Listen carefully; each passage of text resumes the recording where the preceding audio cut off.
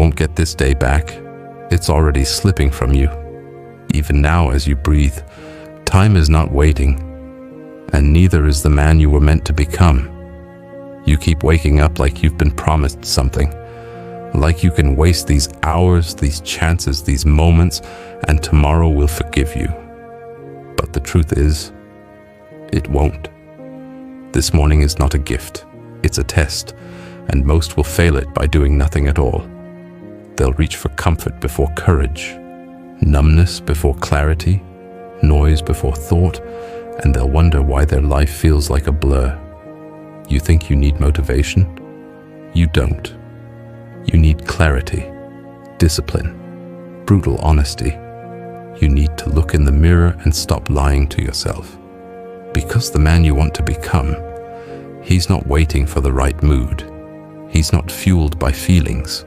He moves because it is time to move. Marcus Aurelius wrote, "At dawn, when you have trouble getting out of bed, tell yourself, I am rising to do the work of a human being." That's what this is, a return to your nature, not comfort, not indulgence, but strength. You are not here to chase dopamine. You are not here to be liked. You are not here to be entertained, coddled, or validated. You are here to do the quiet hard work of becoming. So sit up, breathe, return to yourself. This world will tell you to move fast, but never to move deeply. It will keep you busy but empty, fed but starving, surrounded but isolated. And if you don't take your mind back now, it will not be yours later. This is your first war of the day, not with anyone else, with yourself, with the part of you that wants to stay soft, small, passive, the part that's afraid of silence, the part that fears effort, because effort reveals your limits. But listen carefully. Your limits are not your enemy. Your comfort is. Seneca said, "We suffer more in imagination than in reality." And you've suffered long enough inside fantasies of who you could be. If only you felt ready. If only you had more time. If only the world would slow down and hand it to you. But nothing is coming.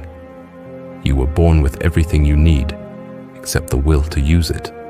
That must be built, each day, from the ground up. And that's why mornings matter, because they strip away the noise. They expose the truth. Who are you? Before the world distracts you, tempts you, weakens you. Who are you when it's just you? The man you want to become is forged here, in this stillness, in this silence, in this decision, to rise, to move, to act, even when nothing pushes you but your own breath. You don't need more time. You need fewer excuses. You don't need a plan. You need presence. You don't need comfort. You need to become someone who can hold the fire without flinching. Epictetus taught, "How long are you going to wait before you demand the best for yourself?" Not the easiest, not the most liked, the best, the strongest version, the clearest mind, the calmest hands under pressure. That version isn't buried under motivation. It's buried under your distractions, and you dig it out each morning by refusing to betray yourself again. No more searching for hacks, no more waiting for signs, no more pretending you don't know what to do. You know, so move. Not because it feels good, because it's who you are when everything false is stripped away. That's what Stoicism is. Not detachment from life, but engagement with it, with strength, with clarity, with a mind that does not run from discomfort, but meets it with stillness.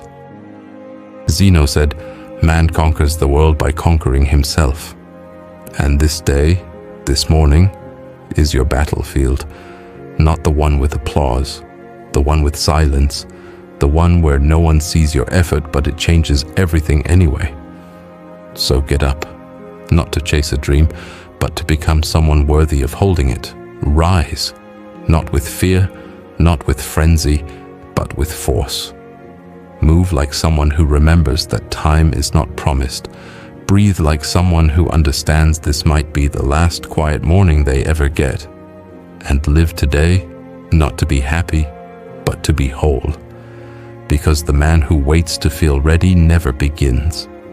But the one who acts with reason and resolve, he is already free. And that freedom, that mastery of self, begins now. So stop waiting. This day is yours. Act like it. So if you've made it this far, good. That means something inside you hasn't died yet. Something deeper than comfort, deeper than pleasure, deeper than whatever noise the world throws at you every morning when you wake up and remember who you have to be. Because this wasn't meant to entertain you. It wasn't made to comfort you or to inspire some fleeting feeling you'll forget the moment you open another tab. This was meant to disturb you, to rip something quiet and hidden out of your chest, to remind you of what you already know but keep running from, that no matter how loud the world gets, no matter how many excuses your mind builds to protect your laziness, you are alone with your discipline. And that's not a curse.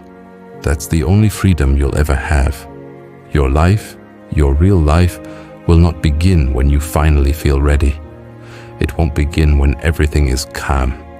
It won't begin when your past is healed or your habits are fixed or the world suddenly makes sense. Number. It begins when you choose to act despite all of that.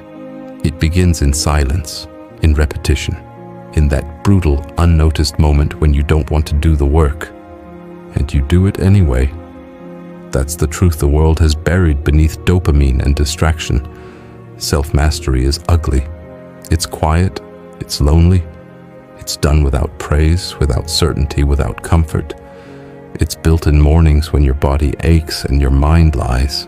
It's forged in moments when no one sees you, and you still choose to become who you said you would be. You will not be saved. You will not be rescued. You will not be transformed by watching videos or reading quotes or nodding in agreement. If you want peace, you earn it. If you want clarity, you suffer for it. If you want to build something unshakable within yourself, you will have to tear down everything soft and weak that still lives in you. So if anything in you is ready for that, truly ready, then this isn't the end of the video. It's the beginning of your war, one you fight every single morning in silence, with no witnesses, with no reward but the man you become when you stop negotiating with your weakness. And if that war calls to you, come back tomorrow, not for motivation, not for answers, but to remember what you are and to kill what you're not again and again, until there's nothing left but discipline, clarity, and fire. The kind of fire that can't be taken from you. The kind of fire that burns even in the dark. Stay sharp, and don't forget, the rest will never understand you. They were never supposed to.